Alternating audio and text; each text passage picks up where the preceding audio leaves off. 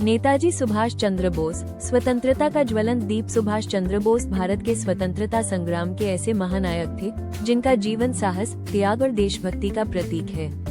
उनका जन्म 23 जनवरी 1897 को उड़ीसा, अब ओडिशा के कटक नगर में हुआ था।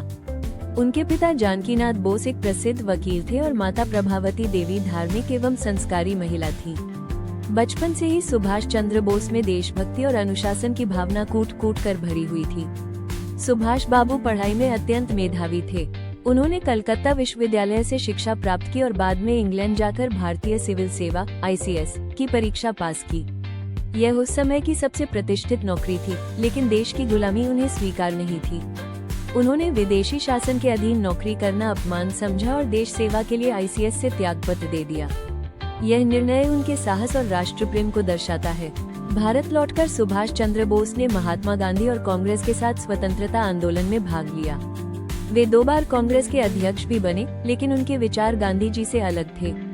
सुभाष बाबू का मानना था कि अंग्रेजों को केवल अहिंसा से नहीं, बल्कि सशक्त संघर्ष से भारत छोड़ने पर मजबूर किया जा सकता है।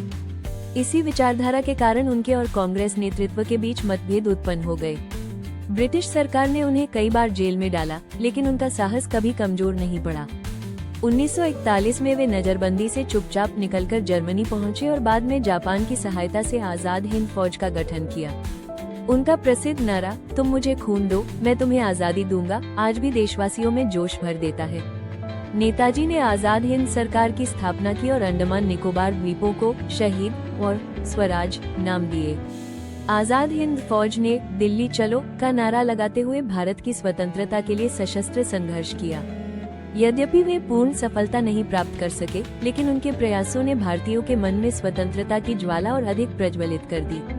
18 अगस्त 1945 को नेताजी के विमान दुर्घटना में निधन की खबर आई, परंतु उनकी मृत्यु आज भी रहस्य। चाहे वे जीवित रहे हों या नहीं, उनका विचार और योगदान अमर। सुभाष चंद्र बोस का जीवन हमें सिखाता है कि देश के लिए त्याग, साहस और दृढ़ संकल्प सबसे बड़ा धर्म है।